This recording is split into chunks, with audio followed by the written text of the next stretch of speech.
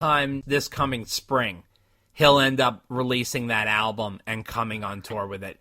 I don't even know. I think that'll be the first thing. I agree with you. I don't think any of that other stuff is going to happen for a long time. Everybody keeps thinking, like, what about a box set for Christmas? It's like, yeah, okay. I mean, you know. No, but October, come on. I know. Come on. But the funny thing is that you have to realize, like, Prince, when he left behind, like, finished stuff. Like, he has full albums. Completely recorded. I mean, that's a totally different situation than Michael Jackson. Another one, recorded stuff, like done, finished, complete. I think the other thing, I mean, honestly, is the financial driver. You have to ask yourself, who needs the money, and how fast are they going to put that stuff out? And the fact of the matter is, I don't think anybody in the Van Halen camp really needs the money. Right. Because if they did, they would have been touring sometime after 2015. Right. But they didn't. So unless, they've squandered all the money and they're really in financial straits and they need to do something, right? I mean, I don't know their financial situation, but I don't think that's the case. No. Then I think will they do it because they think it's the right thing and they want to do it? Yes. Are they doing it because, like with Prince, it was different. Prince was still making music. He was still touring. Like, he was the gravy train, right? Yeah. He goes up. He passes away. When I say he passes away. There's no more gravy train, right? Right. So everybody who's in his family or whatever is like, well, what are we going to do now? Right. All right, we're going to release the old stuff. Right. But I don't think you have that same scenario. No, you don't. With Van Halen. No. And the other thing is, sadly, the age of the box set. I know. Is, right, you know where I'm going, right? Yep. Is gone. It's over. It's gone. Yeah. Now, I'm not saying you can't release this stuff digitally. No, I know. You certainly can, but it doesn't have the same oomph or the same selling power that it did before. No, I know. But like I said, will we see something? Sure we will. I mean, like that Van Halen 1 set that Eddie Trunk was talking about. Yeah. That was done. My guess is that'll be the first thing that comes out. Right, after Wolf's solo album. Oh, yeah. Because that's ready to go. Right. So that's easy, right? That's a slam dunk. Right, exactly. But I think, the Wolf's going to take his time, obviously getting through this whole time. And I would say somewhere about the spring of 21, you're going to see Wolf coming out with his solo album and, that kind of thing. But, you also have to realize people are going to start asking him about this, too. Also, Irving said that they were, Eddie and him were close over the past couple of years, but he unable to record or play. So, which is what I had said for a while now, that I had thought that Eddie was unable to play. I had that feeling.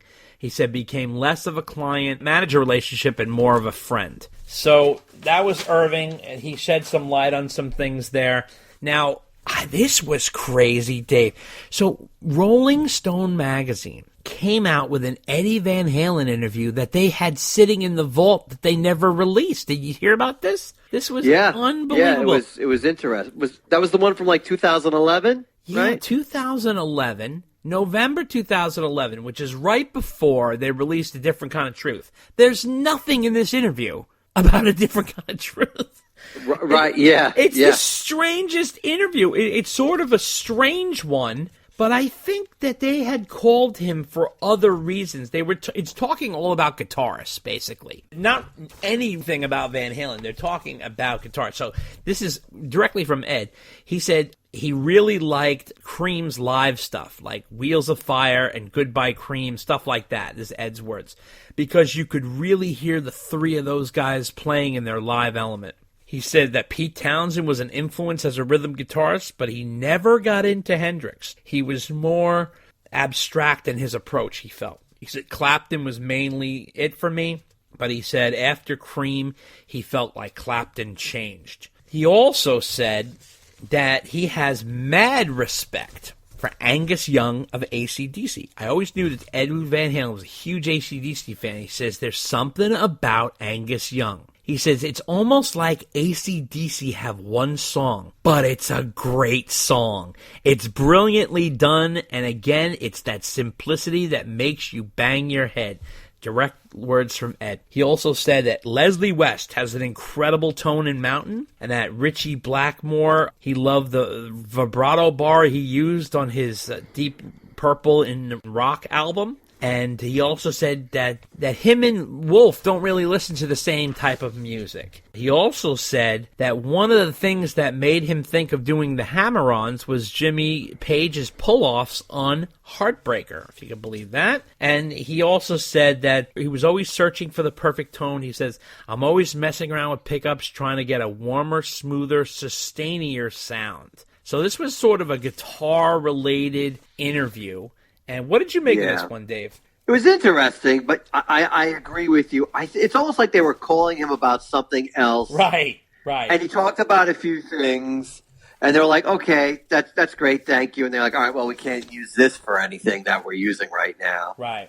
And then, but 9 years later, they're like, well, anything's fair game. So here's the quote-unquote lost interview. The lost with interview. Ed. Yeah. Right. But it just gave you some interesting perspective on sure. things, and I always find it really interesting that Ed never really said he was influenced by Hendrix at all. I mean, he always denounced that.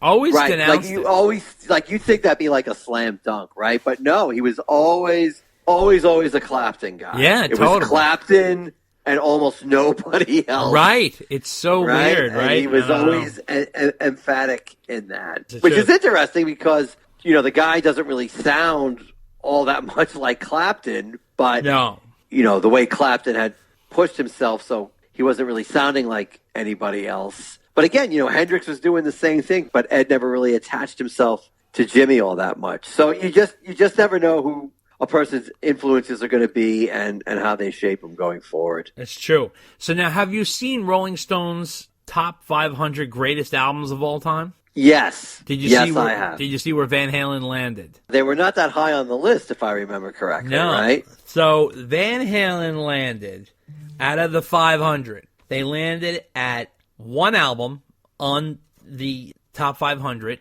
of all time. Obviously, it was the first album, Van Halen 1, 1978. Number 292. That's it. But here's the thing that bothers me, okay? And we all know that we all fight over lists and blah, blah, blah. Listen, we'll talk about the greatest albums of all time. So we're not just talking about rock here. So we're talking about everything. Okay, that's fine. And I don't expect, Van Halen to be in the top 10 or anything like that. But this is what chafes my ass. Okay. Let's just quantify some of these albums to being within sort of the Van Halen 1 category or, sort of on their plane or whatever you want to call it, right? Guns N' Roses, Appetite for Destruction. Where do you think it landed, Dave? Take a guess. Oh, it's probably in the top 100. Yes, it is. And it's high in the top 100. It's at number 62. If you're talking about the top 500 albums of all time, it's at number 62. Van Halen 1 is at 292. That's crazy to me. Ready for this? AC/DC Back in Black. Another classic album, classic rock album right up there. Where do you think that lands? That was probably also in the top 100, right? Again, number 84. Metallica's Master of Puppets. Where do you think that lands? 87. Oh, close. 97. Okay. Oh, all right. I made that up. So now we're talking about greatest albums of all time. This and that, right? I mean, Taylor Swift's album Red is at number 99. Now, let's just look at the bare bones facts. The innovation, the amount of influence that something like Van Halen 1 had. I mean, 292? Are we serious here? I mean, this is like crazy. First of all, I can't believe Van Halen doesn't have more than 2 albums in the top 500. All right, we'll let that go.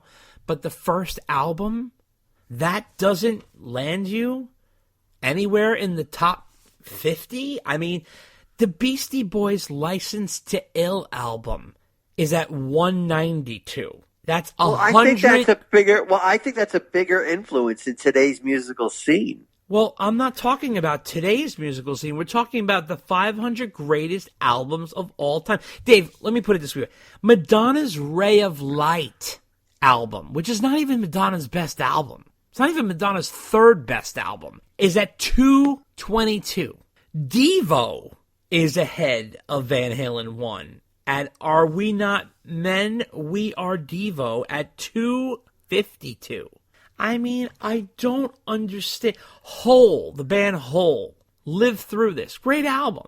But it's in like 116?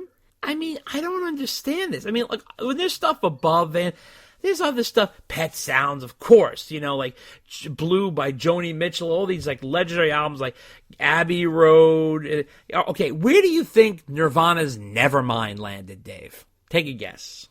Oh, it's got to be in the top 10. Yep. Number 6. Okay, that doesn't surprise me. But, I mean, Nevermind's a great album. It's a legendary album. It's a legacy album. It is a huge influencer. But, I mean, come on. Van Halen 1 is not a Dave, huge influencer? I mean, but it's not just people like you and me voting on this list, right? No. I mean, there's a whole slew of people voting on yes, this but list. we're talking about musical influence. Right?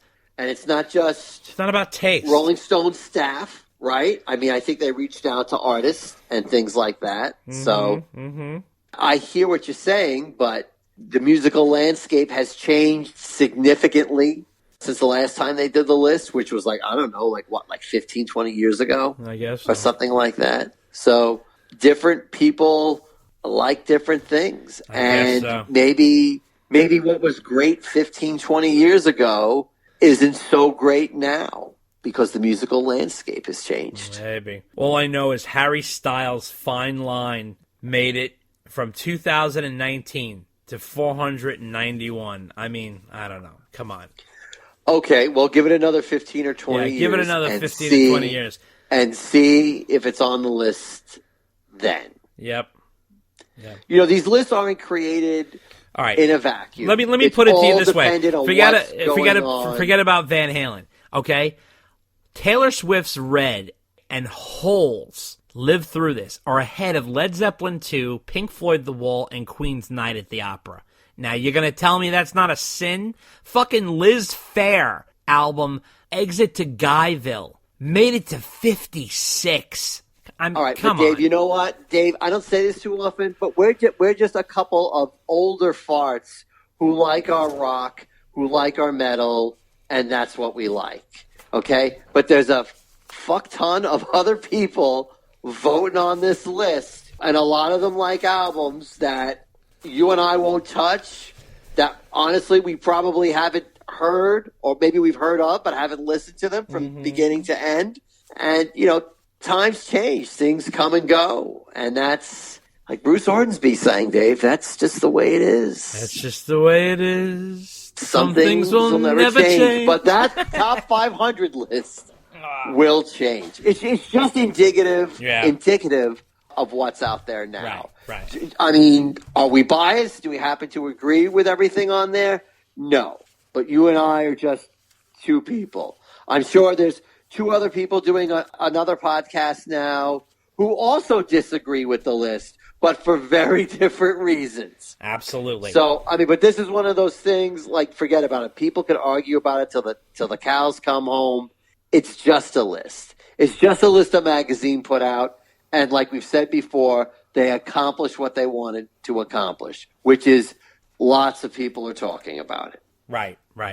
So now a tweet came out from Joe Satriani. He said, I'm so heartbroken to hear that Eddie Van Halen passed away. He is the greatest guitarist of my generation. The magic of his musicianship never ceases to amaze me. My deepest condolences to the Van Halen family. Thank you for everything you gave us, Eddie. R.I.P. EVH. Jason Becker tweeted. He says, I am so extremely sad about losing my friend and great inspiration, Eddie Van Halen. I love him and his contribution to the world. He was the greatest guitar player ever and at the same time so kind and compassionate. He supported me and my family in every way. It was the arpeggios near the end. I told him that his tune, Feel Your Love Tonight, inspired my playing on that song. He was responsible for getting Perspective, his album, on Warner Brothers label. And when the Ice Bucket Challenge happened, he called me and sent money.